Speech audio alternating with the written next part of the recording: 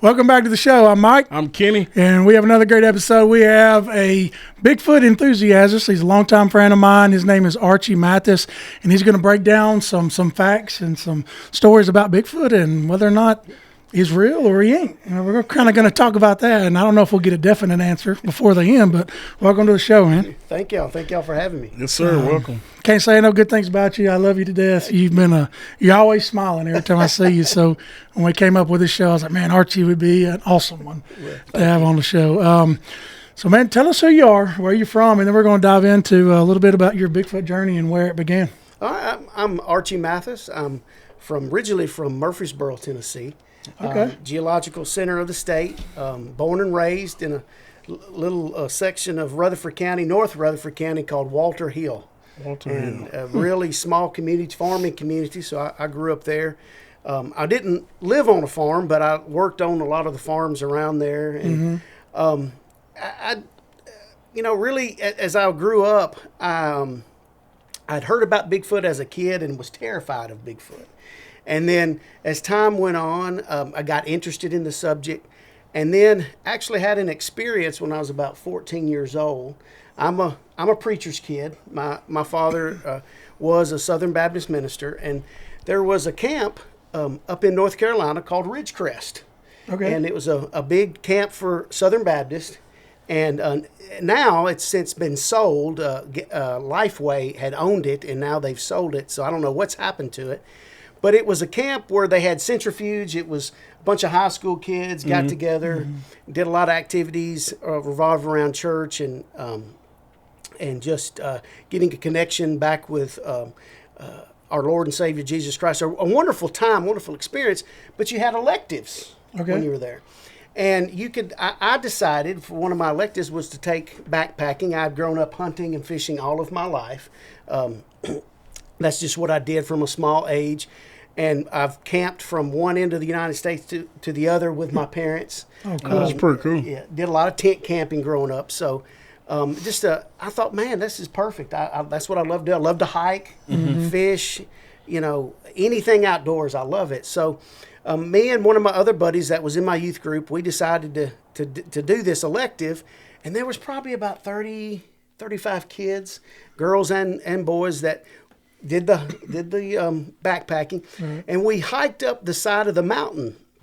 There, it was at the base of the Foothills Mountains, or excuse me, Blue Ridge Mountains, and so we hiked up into the mountains. It was about maybe an hour and a half hike. We had about 60-pound packs. We had everything on. It's a long hike. Yeah, it's a pretty long hike. It was. I thought, man, I thought it was just going to be a little, no nothing. We'll go out a little bit from the rest of the camp. No, it was an experience. See, they wanted us to have that real experience. So we hiked up into the mountains. We got up to the top, and as we were hiking, I was situated close to some girls, and they kept saying, I feel like something's watching me. And I'm a kid. Yeah, I'm watching you. I was a young kid, He got caught. Yeah. And so I didn't think anything about it. So we kept walking, and all of a sudden we came into this little clearing, and up above there was a ridge, and so they separated us. All the boys was down in the clearing, and then all the girls went up on top of the ridge. And so me and my buddy were pretty experienced in camping and all that kind of stuff. So we went kind of around the ridge, and there was a little spot, a little peninsula. There was a little creek that went around, and we were kind of off by ourselves from the rest of the group.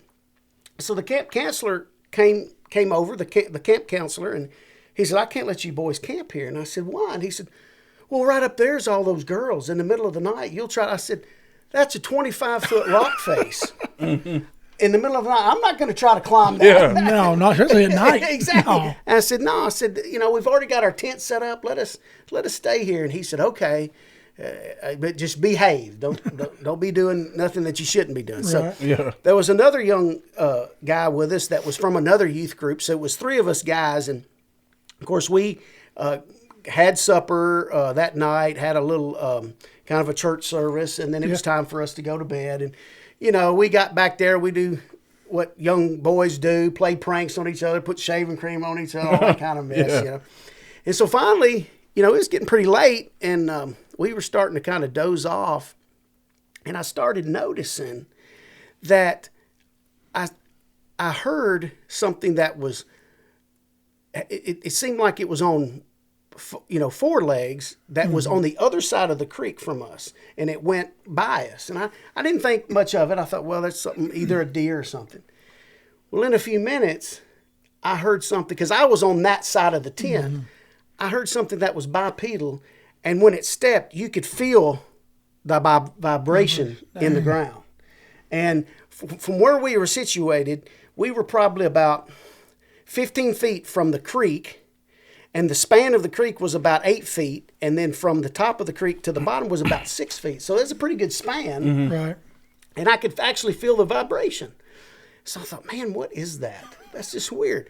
Because it went by, and then 2 more times there was the same thing. I heard this bipedal, and then it was, and I asked the guys that were in the tent, I said, did y'all hear that? They were telling jokes and cutting up, and they were like, oh, we don't hear nothing. Yeah. So, okay, we kept on doing our thing, you know, telling jokes and just being kids. And then all of a sudden, I mean, it was dead quiet. There was this hog that started screaming, this pig. Oh, wow. And it was a wild hog. Yeah, they get loud too. It really loud. It filled up that whole area. And so I saw, okay, that's what that 4-legged thing that went by was. That was that hog. And then all of a sudden, there was this guttural growl that started real deep and went up to a high pitch. Almost, no offense, but it was almost like a lady that had been smoking for 30 years, that raspiness. And that's how high pitch it went. And when I say it's a strange sensation, because it reverberated through my body. Good grief. It filled that whole area, and that's when the other guys, it caught their attention. Yeah. They heard it then, didn't they? And they were like, what is that? And I said, I've been in the woods all of my life, hunting, fishing. I've heard bobcats, I've heard coyotes, I've heard foxes, and a bobcat will make you pucker up real quick in the middle of the night. Yeah. You know, Sounds like a woman screaming. it does sound, and so I said, that's nothing that I've heard before. Yeah. And so we sit there, and so you hear this real big crescendo of this high pitched roar, and then all of a sudden that hog is still squealing, and all of a sudden and then it just went dead silent. I mean, it was eerily just totally silent. Nothing. It was just really eerie. So I was like, man, what is that? So in a minute, we're sitting there and we hear these footsteps coming towards our tent. And immediately it was in my mind, oh, that's Bigfoot. Really? We're going to he's going to just gather us up in this tent and throw us over his shoulder, and we're never going to be seen again. Like a grocery sack. Yeah. So I'm sitting there, and I'm on that one side. One of my good friends was in the center, and then this other gentleman, or this other kid. And so I said, guys, lock arms. I don't know what that is. So we just locked arms and kind of, we was anticipating what was going to happen. What's going to happen, yeah. So in a minute, it got closer and closer, these steps, and all of a sudden, this voice said, hey, boys, what are y'all doing? And I said, we ain't doing nothing. It was a counselor. When he stuck his head in that tent, he was as white as that door over there. He was just ghostly white. And I thought, I said, did you hear what that was? Well, yeah, it was a cat. I said, no, that wasn't no cat. I've heard mountain lions and everything. That's no cat. He said, yeah, but he said, y'all was over here making a commotion. I said, we weren't making no commotion. He was just acting strange. And he said, well, y'all boys need to settle down, and I don't want to hear nothing out of you. We said, okay. So he walked back to where he was in a hammock on the other side of the clearing. And it wasn't till, I guess, weeks or months later when I started thinking about it. Where the noise was coming from, it was right on top of him. Oh, wow. So I believe he saw something that he was not expecting to see. Yeah, yeah. And how your mind Right. will automatically try to rule it out. So he came walking towards us because he knew we were away from everybody, supposedly checking on us, and he was trying to project this noise onto us to rationalize it in his mind. And so, you know, he went back to where I'm assuming he might not have. He might have been scared. He might went over with them girls. I know, so he might have climbed the rock face. I don't know. But Golly. the next morning, usually I've been on several of these campouts before. You get up, you fix your breakfast, eat a little breakfast, drink a little coffee or whatever, and then start tearing down your camp, and then get ready to hike out. Immediately, he came over to us and said, "Hey, y'all need to get up and start breaking down your camp, and we got to get out of here." And I said, "Whoa, wait a minute." I said, "We haven't even had breakfast yet." He said, "Yeah, we ain't eat breakfast." He said, "We got to get off this mountain." And I was like, "This is so strange. Yeah. Why do they want us off this mountain? This is just..." And I mean, everybody. I mean, we were I guess he almost forgot about us because we were the last ones to get up, so we were trying to hurry and get everything going and get our packs packed. So I noticed we didn't go down the way we came up. They took a shortcut, and what had happened is the summer before, we found out later, a big storm came through and washed out some of it. So there was about a 6 to 8 foot drop on part of the trail where it had been washed out, that they were almost pushing people down this mountain. Several people turned their ankles. They had wrist sprains. I mean, it was just like, what are y'all pushing us for? What's going on? It was just strange. They didn't want to tell y'all. and so we got on down the mountain, and then years later, I really didn't think about it a lot until I really started getting into the subject again of Bigfoot. And then it all made sense to me. When I started listening to different podcasts and started doing my own research about Bigfoot and Sasquatch, then there was no doubt in my mind. I did not have a visual of this creature, but I feel certain that that's what it was. It was a Sasquatch of some sort. So that's kind of where I had an experience, but I can't indefinitely say that it was a Sasquatch. And how old were you? I was about 14. I had not started driving yet. I remember that. You was at the age to know there was something. There was something out there, and I didn't want to. If it was out there, I didn't want to be in its vicinity. Yeah. What time of the night was that? Was it like? I think when I looked at my watch right after that scream, it was about 1:30, 1:40 in the morning. So early in the morning. And what the research that I've done on Sasquatch and Bigfoot. Now, not that I'm a researcher, that this is just me wanting knowledge. Most of the time are nocturnal animals. Okay. They tend to be nocturnal. That's not to say that there are visual sightings of them in daylight, but most of the time when a lot of experiences happen, they're going to happen at night. Okay. Now you saying Bigfoot and Sasquatch? Yes, sir. What's the difference? Well, depending on what part of the country you're in, Bigfoot was a term that was started back in the 50s. A gentleman was on a road crew, and he got to noticing that when they would come back to start doing work in the morning, there would be big footprints around the earth-moving equipment. And he actually did cast of the footprints, and that got the term Bigfoot from the cast.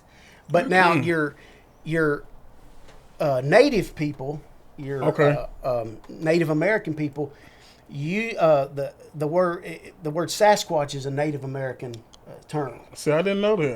That's that's interesting. I didn't have no clue. Exactly, and a lot of your native people consider Bigfoot or Sasquatch an actual tribe of I have heard it. Yes, yeah. They consider them an actual tribe.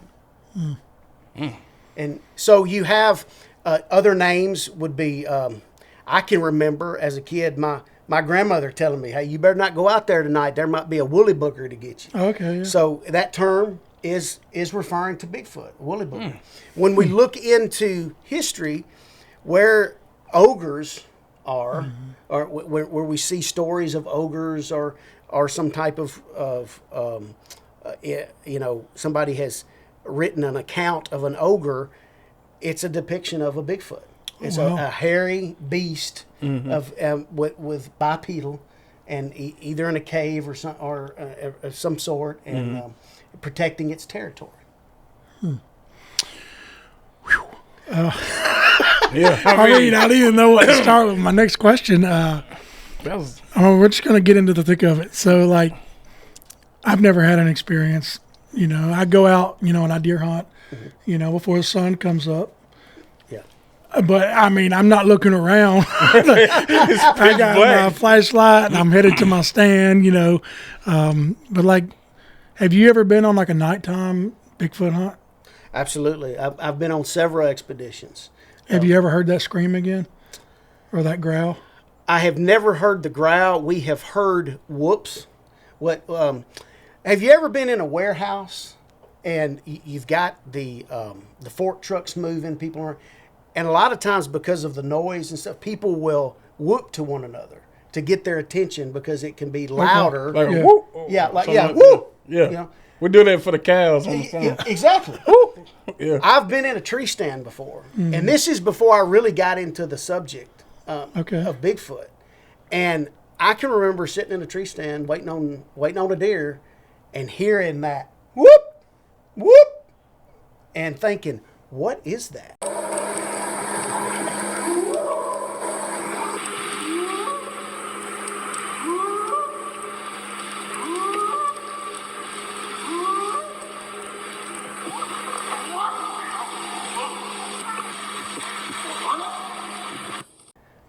What? And it wasn't till years later that that's what that was. I was in the woods with a Sasquatch, or a Bigfoot. It's, and I'm like you. Yeah.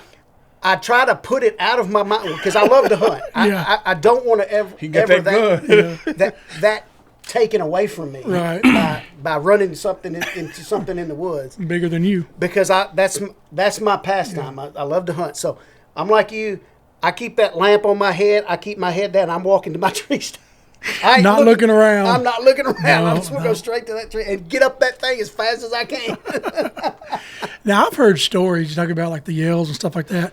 I've heard that they'll throw rocks. Yes. Is that true? What do you know about that? I know that I've never experienced the rock throwing. I know that certain people that I've talked to have experienced that.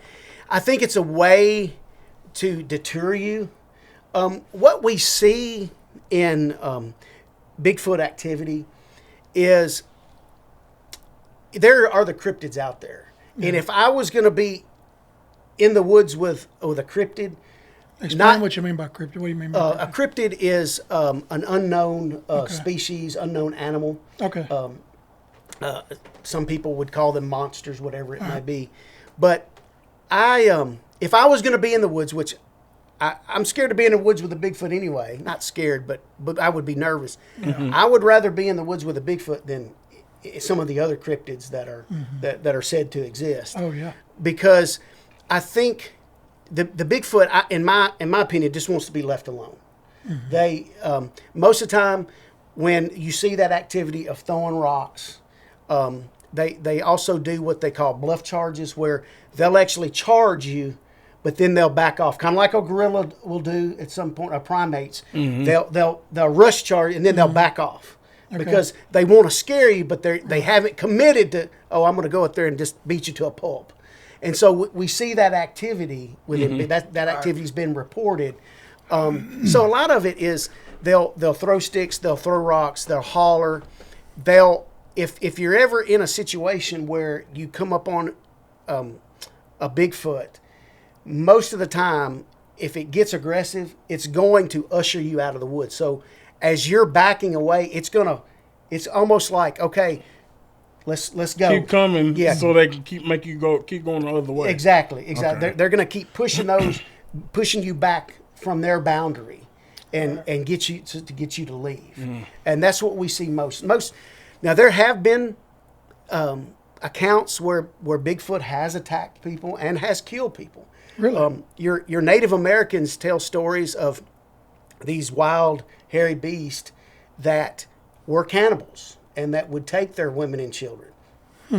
Then you have other tribes I never heard that. that say that they actually traded with this tribe of people. Oh wow! And then you have different aspects of Sasquatch and Bigfoot. Usually, I think there's around 4 categories. So in the Pacific Northwest, you have what they call the mountain Bigfoot, or the Sasquatch. Sometimes they're referred to as the mountain giants. These are your biggest Bigfoot. They're in the range of probably 10 to in upwards of 11 and a half feet tall.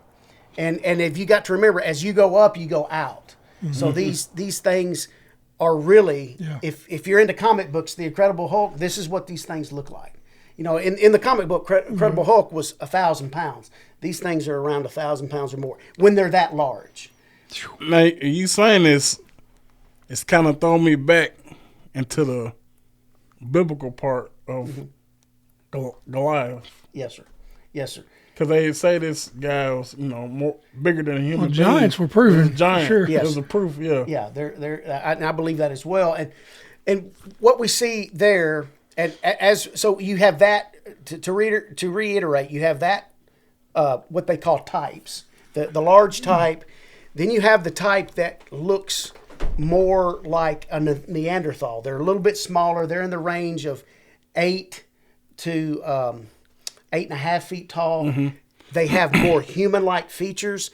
The bigger giants have what they considered like Planet of the Ape type features, where they're more chimpanzee type, but they have human aspects to their face. Where the Neanderthal type are more human. They have most all of them have the ridge line over the brow line, and they look more human-like. In fact, a lot of hunters that have seen them have actually put a scope on them and will not shoot them because they look too human.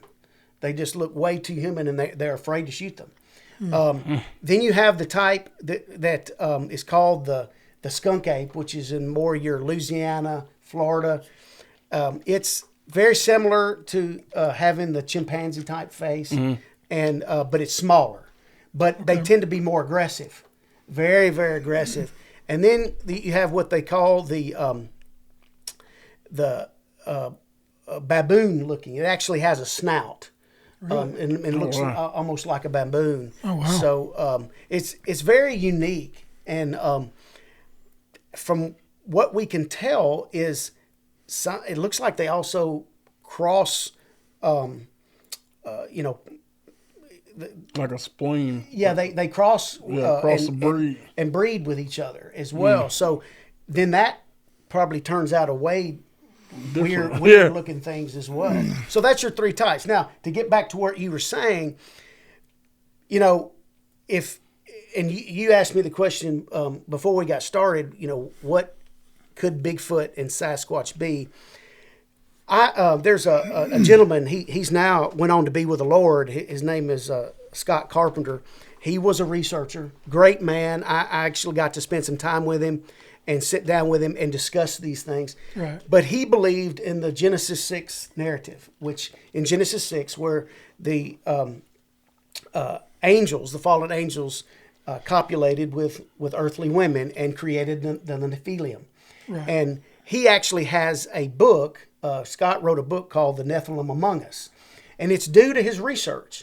And he was, you can still find Scott on YouTube, Scott Carpenter.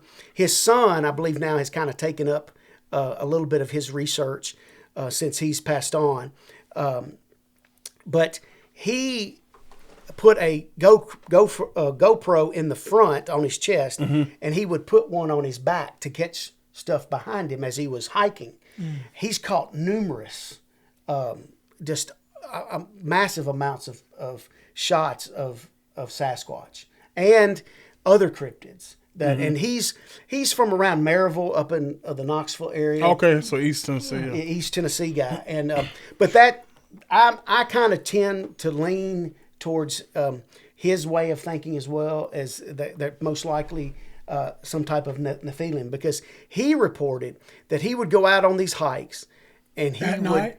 Or during the day? Most of the time during the day, he would. I think he did go on an occasional night hike, but I think during the day he would go by himself. I think if he went on night hikes, he carried other people with him. I would too. Which I would do that. Yeah. And a few guns. Yeah. Because I'm at least 2 good meals. Oh, shoot. Hey, for sure. We all good meals, man. I ain't gonna be by myself. No. Well, he really did a really great job of the research, and I really have kind of patterned my research after him. And I just respected him so much. And, he actually, I got to meet him at a seminar and to sit down with him and me and him be able to interact. And once he started talking to me, and immediately when he said, I kind of go along with the Genesis 6 narrative, and I said, oh, yeah, I do too. He said, so you're in the know. I said, yeah, I'm kind of in the know. That's kind of what I lean to as well. So, and the reason why I say that is in his research, when he would go out on these hikes, he said that he felt that they followed him home, and that they would appear at his home. And what we see within the research of this subject is you get into something what Bigfoot experts call the woo, and it's the strange and unusual from these cryptids. Okay. There's actually people who have reported that these animals cloak. They, before their very eyes, they disappeared, but they were still there. They kind of like, and I've actually seen video where there's something that actually looks like the predator, and it's where the predator had the cloaking device, Right. And it's in the woods, and it's moving, Camouflaging too. yeah, camouflage. So they might have this ability.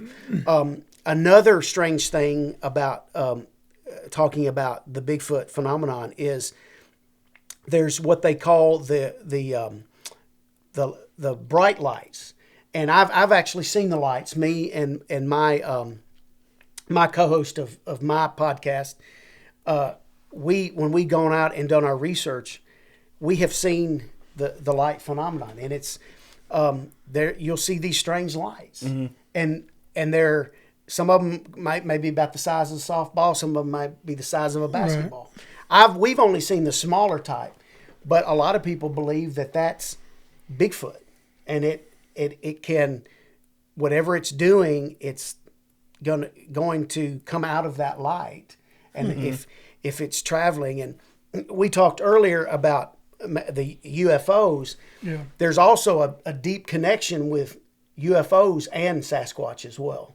A lot of times people have seen lights in the sky, and after they've seen lights in the sky, a Bigfoot appears. So it gets really weird. Oh, yeah. In some of the research that we follow. Yeah. So I might be able to answer my own question about what you were saying, but all these years, if the Genesis 6 narrative is true, and the Bigfoots are the Nephilim, or however you say that word, I jack it up. Is that why we've never found deceased ones? Because they don't die? That's a good that's a good guess on that. Okay. A good theory.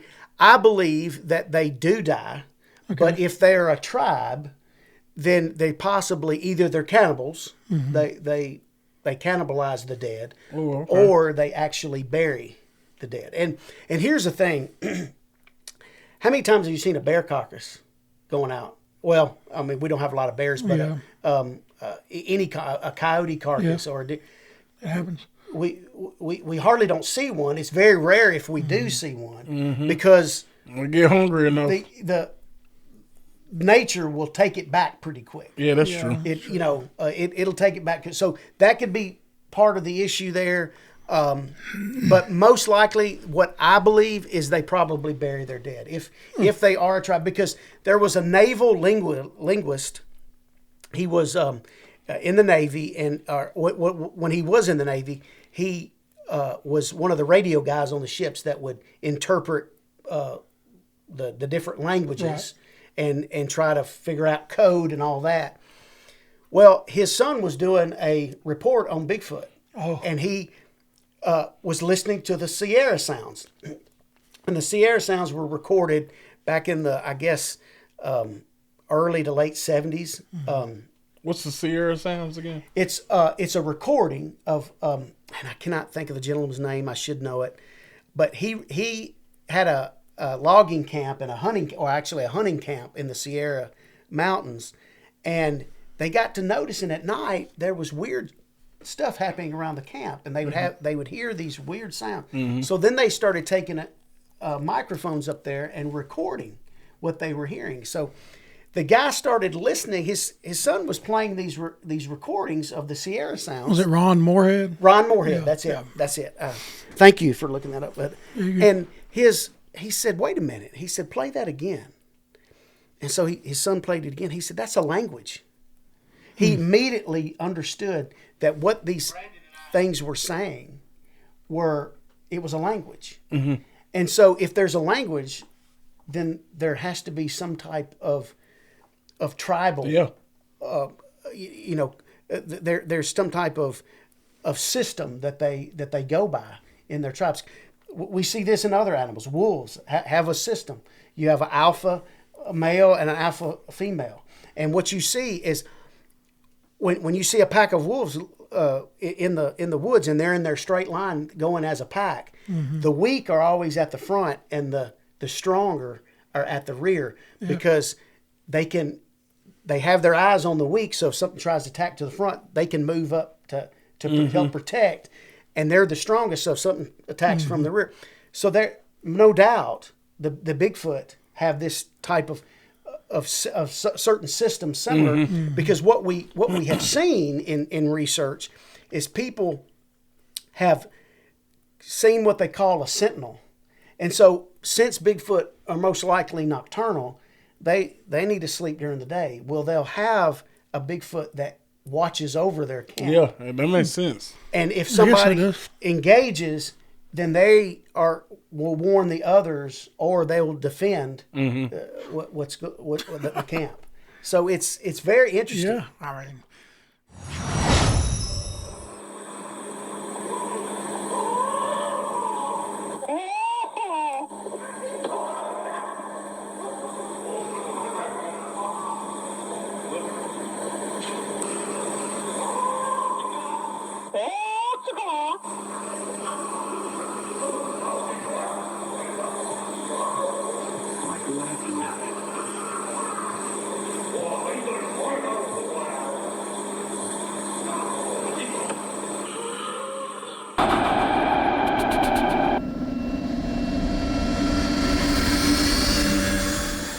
All right, so I got a real question.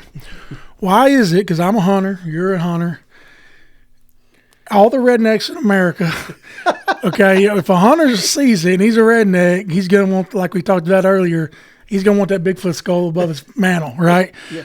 So I know hunters have reported seeing them and all that, and they didn't shoot them, but you've got a story about when they did, right? Yes, sir. So this happened, I'm not sure the exact dates on this, but I believe it was in Georgia, I think. I could be wrong. But there was a gentleman, it was either Thanksgiving Day or the day before Thanksgiving. He went out hunting, and he actually saw a female Bigfoot up in a tree. And it kind of startled him, and he actually shot this female Bigfoot, and she fell out of the tree. And he said immediately when he shot this Bigfoot, there was a male on a ridge above the tree, and it ran down the ridge. And he said his testimony was, I couldn't believe the amount of just the sheer ability this thing had to and it was so fast and it was so agile. And he said it yelling and screaming at him, because most likely he probably shot its mate. Yeah. And it ran down the ridge, took this female Bigfoot, threw it over its shoulder, and then scurried up the ridge like it was nothing, like it was just effortless. And so he was sitting there, and he's like, man, what just happened? So he thought, well, I better call the game warden. So he called the game warden. The game warden came out. He explained to the game warden what had happened, and he could tell the game warden was like, I don't know if this guy's been drinking a little bit. Yeah. And he said, well, get on the side by side with me, and we'll go out to where I shot it. So he took him to where he shot it. He saw prints, and then he took samples because there was a blood trail. He took samples, and he all of a sudden made a telephone call, and he said he made a telephone call, and he said by the time that they made it back to his house, there was a blacked out SUV in his driveway. That's the U.S. government. Yes, and with government tags. Yeah. And he said that there was two gentlemen. He said one gentleman had a ponytail and a beard and looked like a biker. Had the biker vest on, blue jeans. And he said the other gentleman was dressed in a suit and tie. And he said they said, hey, we need to talk to you. Is there a place for us to talk? And so he said, yeah. So, they went into his garage and they were talking. And he said, it was weird because it was like good cop, bad cop. Yeah. And he said the biker guy was like the rough and gruff and was really kind of mean. Yeah. And the suit and tie guy was like trying to be his best friend. And they interrogated him for over an hour. Dang. And at the end, they basically told him, okay, from this day forward, this never happened. Wow. And do not speak of it. And if you do speak of it, we're going to bring you up on charges, and we can make your life miserable if you speak of this. And so he decided to come out with the story. Yeah. Because he thought it had been enough time. Because it had been several years later. So, but that's not what we see when we hear certain people's testimonies where certain incidents happen. This is not the first time. Really? There's other times where people have reported this man has a beard and a ponytail, and the guy with a suit and tie on that's interrogated them and told them the same thing. There was a guy in Ohio. They were on a fishing trip, and one of the guys needed to relieve himself, and they parked their boat up on a shoreline, and he went behind the bushes, and he said all of a sudden this big, huge, 8-foot tall Bigfoot looking thing came out of the woods and threw a big old log at him, hit him in the face, ripped off part of his face, just mangled him up pretty bad. Not the log, not the Bigfoot. Right. And his buddy had to basically take him and just throw him in the boat and get out of there. And he was on the phone trying to get medical attention to when they got back to the boat dock. Right. They got him to the hospital, and he was trying to tell the nurses, because the friend had already talked to the I'm assuming the sheriff's department, or within an hour, the guy with the beard and the guy in the suit and tie. Ain't no way. You think that's Bigfoot shape-shifting? Maybe. Who knows? Who knows? It's possible. I mean, but sure. you got to think, it's a lot of stuff out there the government keep away from American people. Yeah. What are they trying to protect? What do they want us not to know? Because I thoroughly believe that under some underground bunker there is a Bigfoot in captivity, or they actually have some type of tracking device. Because real quick, when Mount St. Helens erupted, there was a biologist that worked for Washington State, and they were called in and said, "Hey, we need help. We've got some animals that have been badly burned." Okay, I'll take care of these. Yeah. When the biologist got there, there were 4 Bigfoot. 3 were dead and 1 was still alive. Wow. And they had to administer, or he had to administer first aid and taking care of this animal, and it was loaded up onto a deuce and a half military vehicle and taken off. And yet again, that person was told, "Do not talk about this. This is off." I mean, hey, they got the whistleblowers out there for a reason. That's right. But so these people that are being told not to talk, that are talking, do they disappear? Well, Or a is it- lot of them will not use their original Original names name. and stuff like that. They want to be protected. And so, but there's many stories like this. So, you know, is it the government's trying to maybe adapt some type of super soldier? I mean, it's a possibility. Could be. Good, yeah. We just don't know. Why are they wanting us not to know these things? Yeah, I mean, the Iraqi war, if we'd have sent in a bunch of Bigfoots, you know, we'd have probably been out of there in 3 days, you know? That's right. Oh, man. So I know we've talked about them being like fallen angels. You know, are they more animalistic, I guess, or animal-like, or are they more on the human side? I believe that the ones that look more human are more on the human side, Okay.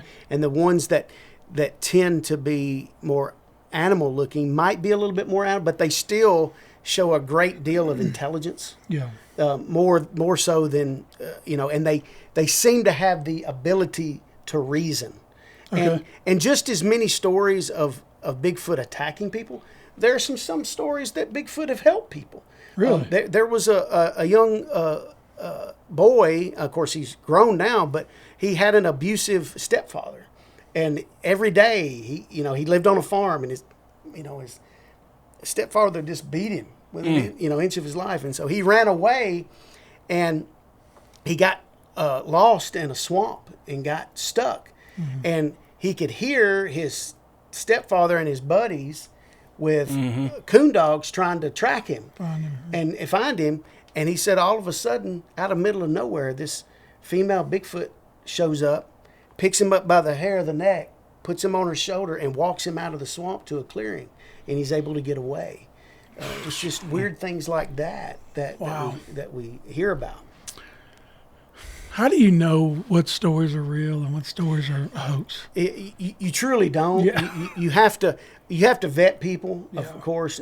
Sure, there's going to be people that are going to try to hoodwink you, and Oh, yeah. anything that you do, you know, they're going to be hoaxers. We do see that in the Bigfoot world. Whenever we go out on expeditions, we we scrutinize everything that we come across. Yeah. We scrutinize, try to disprove it, and we always say, you know, this could be Sasquatch activity, but we also have to factor in this could be something else as well. Yeah. Until we have definite proof, we always want to have that scrutinize ourselves to the highest standard, so we're not making things up. I'm thinking it kind of making sense that you only go see a Bigfoot or a Sasquatch in the forest or mountain range. Well, what we have reports of Bigfoot even being in closer to city centers as well, but they use maybe the drainage systems or underground cave systems, because think about it, you know, they could go dumpster diving and get a lot of food and stuff that they would want. So there have been cases where there was one in Oklahoma. There was they've actually have it on video, and the government tried to take it down. Really? There was a casino, and they had these big dumpsters, and they have a video camera of this humongous thing coming and dumpster diving in the dumpster, and it's now they tried to wipe it. Is it on YouTube? I guess probably It not. could. I think it could be on. Man, we need to find that. Yeah. Put it on there. Man. All right. So I know we could sit here and talk all night, but let's get into some of the. You did some expeditions Yes. on your own, so tell us a little bit about a couple of those that you did and what you saw and found. And Yeah. So, me and my best friend's son, his name is Brandon Wester. He and I do a podcast called Secrets of the Fallen podcast. And so we, not only do we like to talk about these things, and where we get Secrets of the Fallen is the Genesis 6 narrative. So the fallen angels it's trying to uncover these secrets that try to have been hidden from us, Yeah. from the fallen angels. So that's where that comes from. But we not only did we just want to talk about these, we wanted to experience it as well. Right. So we've gone and done some expeditions in LBL, Land Between the Lakes. We've also went up into the Great. And so that's Kentucky. Kentucky. area. Okay. Yeah. Mostly we've done on the Tennessee side. Mm-hmm. Most of our expeditions have been on the Tennessee side, but we have gone up to Smoky Mountain National Park and done some investigations there. When we went, our first expedition ever, we went up into the Great Smoky Mountain National Park. We didn't see a lot. We did see some light anomalies that were very strange, but then we saw some. A lot of times, what you'll see in research is these what they call stick structures, and these humongous trees. A lot of times, they'll be put in an X or almost like a teepee. Mm-hmm. And I have pictures of when we were up in the Smoky Mountains, an X formation. We also found what we believe to be a hunting blind. It's a big bushes that were arranged right off of a game trail. Now, could this be a hunter? Absolutely, it could have been a hunter.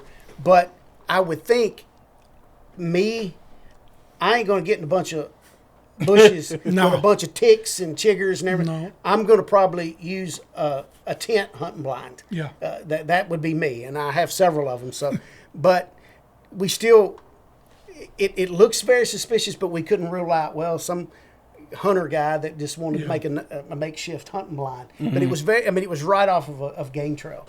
So we've seen that. When we did an investigation, our first investigation into LBL, there was 4 of us, me, my co-host, Brandon, and then a gentleman by the name of Jonathan Chen, who was 101st Airborne, and he has his own security firm. Because LBL not only has Bigfoot, and I mentioned it off the air about the Dogman, which is another cryptid that's almost like a werewolf type.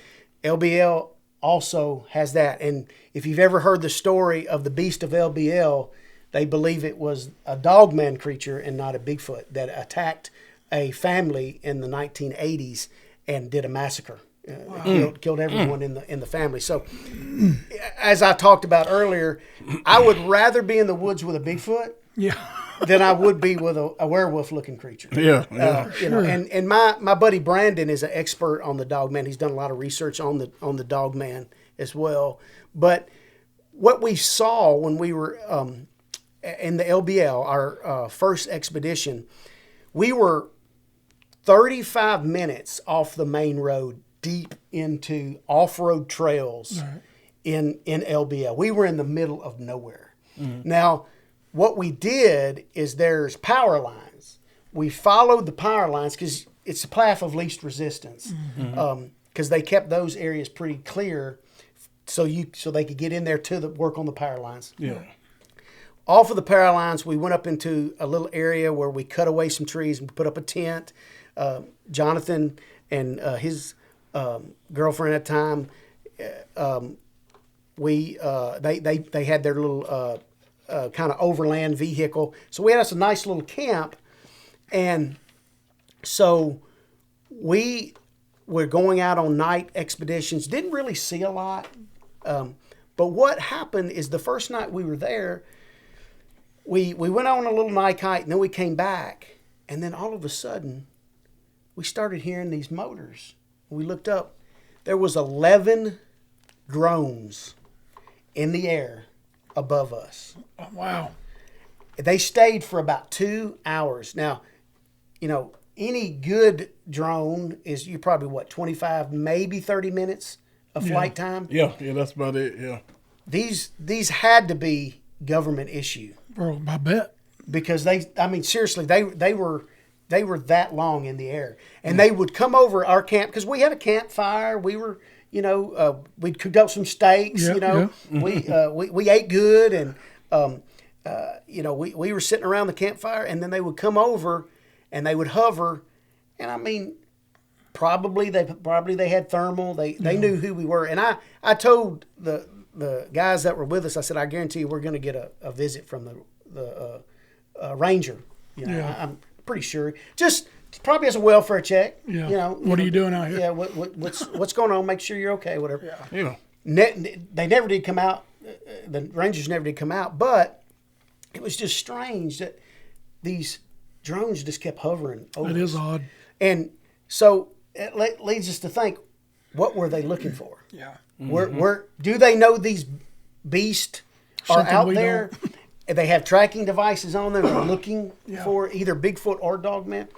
Now, and the next morning we went out on a day hike. We found, probably 200, 300 yards from our camp, these big areas of impression of where something had been bedded down. Could it have been a deer? Possibly, but the pictures, it's way too big of area, I think. Yeah. That would be a deer. We did find, I can't definitively say if it was a footprint, but you can see in the picture, it has a heel and then it has slight toe impressions. And it wasn't deep enough, but it appeared to be a footprint. It was there. It was there. And then the strangest thing is then the next night we went out and we discovered a deer carcass. And what we noticed is the deer had a broken leg. The front leg was broken, thrown over its back. And it had been there long enough, it started smelling, there were flies. But there was no predation on it at all. And researchers have noticed this, that if a Bigfoot touches an animal, and sometimes it's been reported that Bigfoot might have a bloodlust where they'll just kill a bunch of animals and then they'll leave them. Really? And they'll take just a few. And those animals that are touched, no predation will come around it. Really? Because maybe it smells something. Yeah, maybe, smell it. But that was very strange to us because, mostly, that stinking that bad coyotes are going to be on that carcass pretty darn Yeah, quick. they'll be fast. They're going to be on it. And we did hear a few coyotes around us every night. And the deer carcass was probably less than a half a mile from us. Nothing. No predation at all. So There's no explanation for that. there's not, and what you get, other places that I've been. Me and Kelly, my wife, we went to Montana a few winters ago, and we did a what do they call that? Where you're on a Ski. it's a snowmobile. Snowmobile, yeah. We snowmobiled across Yellowstone. Had a blast. And so we're on our way back, and we're all in a line, and we decide to stop. The head guy decides to stop us, and so there's a beautiful lake. It's iced over, and there's a beautiful just snow-capped trees and everything. And I get to looking, and I have a picture of it. There's a six structure right off the road. And I asked the guy, the guy that was the guide, and I said, I just wanted to know. I said, do you know what that is right there? He said, I don't want to tell you. I said, then I know exactly what that is. Right. He said, Bigfoot made that. And this lady overheard him say that. She said, what are you talking about? He said, that's a stick structure. He said, Bigfoot is known to make those structures. And he was a guide in Alaska for several years. So during the summer, he'll guide in Alaska, and during the winter, he guided in. So he said, I've seen many of those. He said, that's a Sasquatch structure. And Kelly was going to walk over there. He said, whoa, wait a minute. He said, that tree's about 30 feet tall. That snowdrift's about 6 to 8 feet. He said, you'll drop into that. We won't ever see you again. Because Kelly, she's about 5 foot nothing. Well, I bet he's seen some stuff. I bet he's seen. Oh yeah, for sure. Yeah, for sure. Man, so you've obviously had some encounters. You've seen some evidence of it, and you've definitely done your research. But what do you tell somebody who doesn't believe? Right? Just do your own research. That's one thing. Or hey, come and join us. If you don't believe, just come on, join us. We definitely not walking through the woods. No, not at night. Not at night, no. Well, And I will not confirm or deny that when we were out in LBL, that we were pretty well armed to the teeth. Yeah. Full combat gear and everything. We were 30. Bring me a 30. Yeah, we were and listen, we weren't looking to kill anything. That was totally for protection. Yeah. And that's why we had Jonathan as our security, because when you're researching, you tend to get in a zone and you're not paying attention. And so he always had our back. Yeah. You know, he always was watching our back, did a great job of running security. And then we've been back since, just me and Brandon. And yet again, we didn't see a whole lot. We went to certain areas where we thought there. We did have one incident. He caught it on film, but it's so minute we didn't even display it.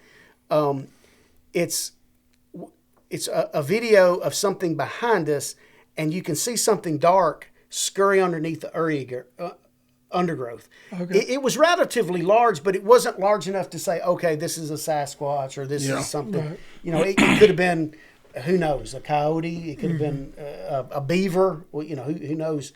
But it was weird because we didn't hear it. We should have heard it, and we didn't hear it. So, you know, again, we can't definitively say this was a Sasquatch or something. So, you know, but it's interesting. It's fun, and it scares the bejesus out of you. Because let me tell you something. When I'm in the middle of the woods camping, Brandon sleeps like a baby. He's over there sawing logs, and I'm listening to everything. Yeah.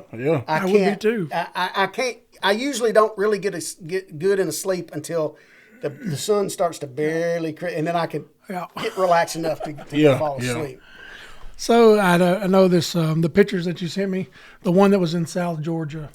Yes. Tell me about that. So that was off of a game cam. This is at a gentleman's house in South Georgia, and we see on the left side underneath an overgrowth of trees a figure.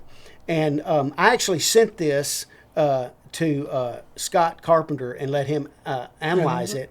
And he analyzed it, did some other manipulation to the pictures, and I lost those.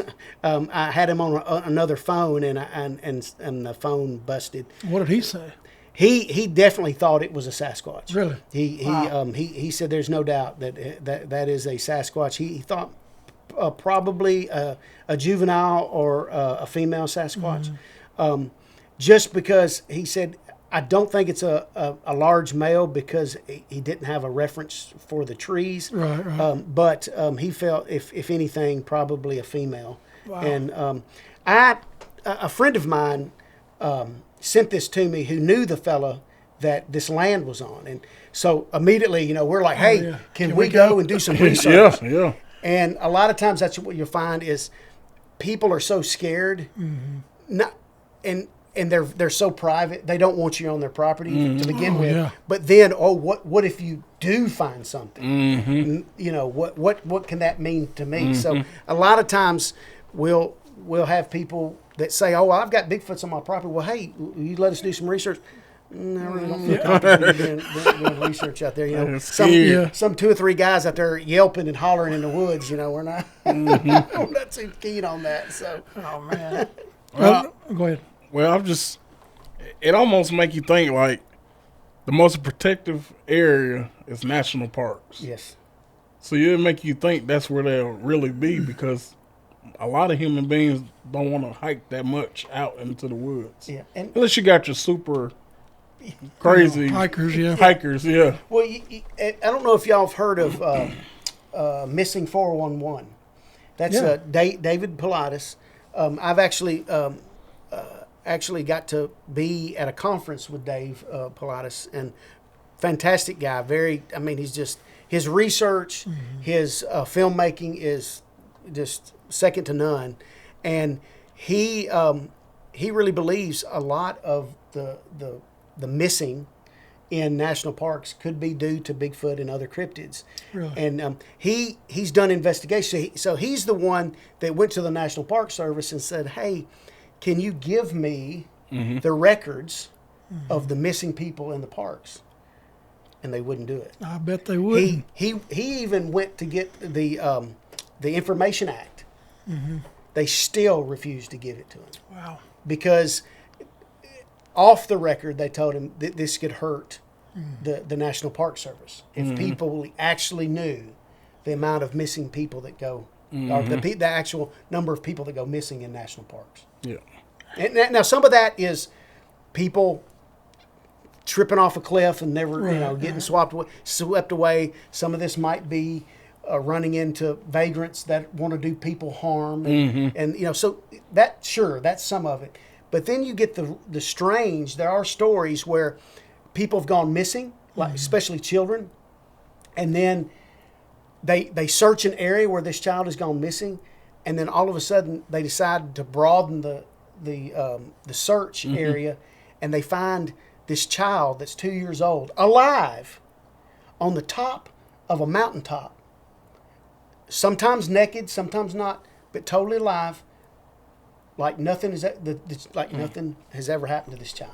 It's weird stuff. And David Pilates talks about this in his book and some of his films. Yeah. And he even has a film now with the connection with UFOs as well. So peripheral of knowledge there with David Pilates. Dang. I'm fascinated by stories like that, Yeah. And if I'm going into a national park camping with my children, they ain't leaving my side. I was going to say, man. No. We all sleeping in the same tent. That's right. Yeah. That's right. 100%. Because not only small children, but we're talking about adults. Yeah. I think he's got one called Hunting 411 where these hunters just go missing. It's just like they just vanish in thin air. Yeah. And trying to investigate. Like they'll find their pack and maybe their rifle, but they're nowhere to be seen. It's this very weird activity that goes on. So through your research, though, like if Bigfoot is responsible for some of these missing people, I know you said earlier that it could be cannibals, right? Are they using human beings as food, or is it why else would they take them? Correct. I think that could be the main issue is that. As we even see in the animal kingdom, the most of our like lions and tigers will go after the weak, and to thin out the herd. This could be a similar situation where the very young and the very old are easy prey. Yeah, but then sometimes they leave them living. Exactly. It doesn't make any sense. It's weird. The last big one that happened was a few years ago, and it was a little child, about 3 or 4, and he was alive when they found him, but he kept saying the bear man took care of me, the bear man, because he had 3 or 4, 2.5, 3 years old. Their vocabulary. They're not gonna lie. And they're not gonna lie. And they kept saying, "What are you talking about? The bear man. The bear man took care of me." So you hear stories like that. Yeah, and real quick, because I know we're running out of time, but if that's true, and let's just say Bigfoots are the fallen angels, why would they cause harm to God's creation? It's a good question because, not all, like we talked earlier, when a person goes in the area where there's a Bigfoot territory, most of the time they protect them. They're not. They may be aggressive, but they're not gonna attack the person. They're just trying to they just want to be left alone. Right. It's almost like if they are Nephilim, that they haven't been turned loose yet. Because we read in. What do you mean by turn loose? Well, what we read in Revelation and during the tribulation period that creatures will be turned loose on the earth and befall harm to man. Okay. So if these are fallen angels, then they haven't been turned loose by the powers that be to harm man. Now, that doesn't negate the fact that why do they attack people in some situations? Maybe it's because they're protecting themselves, because there are those stories where there was a story real quick. A hunter went to sight in his rifle. He told his wife, "I'm going down the road to this area where I go sight in my rifle." And all the hunters in that area, they had this area that they did. Well, she said, "Okay." Well, several hours went by, and he had not come back. It was all getting dark, so she called his brother and said, "Hey, your brother went over there to go dial in his scope. Can you go where y'all go to sight in your rifles and check on him?"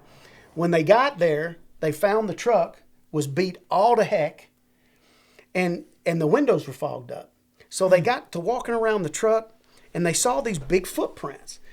Well, they saw his boots, and they followed him up a ridge, and then they saw where he came back down the ridge, and these footprints were behind him. Oh, wow. Well, then they decided to open up the truck. He was folded in half and put back in the truck, and the door was shut. And of course, that's his spine was broken. He was deceased. And so, most likely, what they think happened is that he was sighting in his rifle. He saw one of these creatures, got scared, began to shoot at it. From the footprints, they knew that there was more than one, possibly three, and they overtook him. And because they found his rifle up in the woods, and the barrel was twisted around a tree. Dang. So, so it does. So is that most likely a Bigfoot defending itself in its territory? Yeah. It could be just a bad Bigfoot. Lucifer was an angel. Well, and you're right. And just like humans, dealing with law enforcement, there's some bad humans. There's some bad humans. It could be some bad Bigfoots. That's right. Absolutely. Dang, that's crazy, though. I haven't heard a lot of them stories, especially that one. What as a detective, what would you do? How are you going to say who murdered this man? And guess what? Guess what they ruled that as? Suicide. Bear attack. Most every time that there is a situation where possibly Bigfoot or cryptid, they're going to rule it some type of animal predation attack, either a mountain lion or bear attack. Real quickly, because I got 100 questions I want to ask. Okay. As in Murray County, right? Have you been and seen anything around here? I've heard of certain things. Okay. I'm kind of suspicious about it. Right. So, but now I have heard that in Hole in Wall there's a farm, and I'm trying to get in contact. And there's another podcast where they had a gentleman on, him and his wife, that are supposedly to have Bigfoots on their farm in Hole in Wall. Well, that's close enough. Yeah. And as soon as Brandon finds out, he's going to, let's go. Right. That's one thing about Brandon that I love and I hate. The boy has no fear.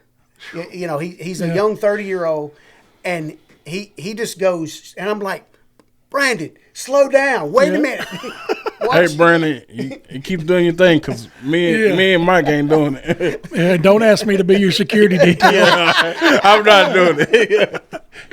Oh, man, that's pretty awesome, though. The secrets that we're starting to uncover when we look at religious text, when we look at the ancient writings and technology. So I believe that there is an ancient technology that was tried. It has been hidden from us today. Oh, yeah. When you talk about the pyramids and other ancient cities, there was just, and I believe, like L.A. Marzulli, and I'm a follower of L.A. Marzulli. He's a born-again Christian, and he is a big proponent of the giants, and now of Bigfoot, and also of UFO. He's done a lot of movies and videos on the UFO phenomenon, and as well. So when he's gone everywhere and looked at all these ancient cities, and he said, when we talk about monolithic fallen angel technology, it's unbelievable what you see in architecture, and then you can see modern, or not modern, but human man's architecture next to it. And there's no comparison. Machu Picchu is one of them. Really? Machu Picchu, it's almost like the big monolithic stones are fused together somehow, and that you can't even get a hair between the joints of where the rocks meet. But yet the Aztecs built on top of, or the Incas built on top of it, and you can tell their architecture from from the monolithic. So that's kind of what we talk about. We talk about the cryptids. We talk about conspiracies. We talk about the elite. When we say the elite, the supposed elite families that would have connection to the fallen angels that maybe run this world. There is an elite group of, I believe, satanic, ritualistic people that run this world that we live in. We've seen that with things that have come out with the Epstein debacle and all that stuff. There's some type of elite club that we're not in, and I don't want to be a part of it. Right. Like the cabal. Very, yes. Exactly. Hey, like that show where they got the Asian people playing the game. Oh yeah. But it was an actual movie. One in the movie where they it was actually dying, seriously, so. It could be people out there. They got so much money, they don't know what else to do with their life, so they want to see people get killed for money. Exactly, but these are the kind of things that we discuss and we talk about in the podcast. So we don't just talk about cryptids and Bigfoot, which that's where we started. Right. But it's kind of escalated into these other issues, and we always look at it and talk about it through the lens of a biblical perspective. That's that's pretty cool. Yeah, you're not just some off the wall person just spitting nonsense. You know? Correct. Well, that's pretty neat. Now, Ken, do you have anything else for him? Where can we find you? Oh yes. Our Secrets of the Fallen podcast is on Spotify. Okay. We also have a Facebook. We're on Facebook, and we're also on Instagram and YouTube. So you can also find us on YouTube. Yep. We don't have all of our content on there because of restriction on YouTube. Yeah. Some of the stuff we talk about, YouTube don't like. Right. It make you think. That may be why our YouTube views went down a little bit. Oh man, well I can't thank you enough for being on the show. It's been a pleasure. It's been super fun. Hopefully y'all made it to the end of the video. Y'all check out Archie and his buddy. What's his name? Brandon. For Secrets of the Fallen. I'm gonna have to go back and watch some of their stuff. They got some neat topics. I saw. For sure. And in some of our pictures, Bigfoot showed up at Brandon's wedding. Yeah. I'm serious. Bigfoot actually showed up at his wedding, so you can see it in our pictures. Yeah, so it's been solved. Bigfoot is real. Yeah, that's right. Thanks again. We hope y'all have a good night. Remember to like this video, share it, get it out there, be a big help to their podcast, and we hope y'all have a good night. We'll see you next time. Thanks.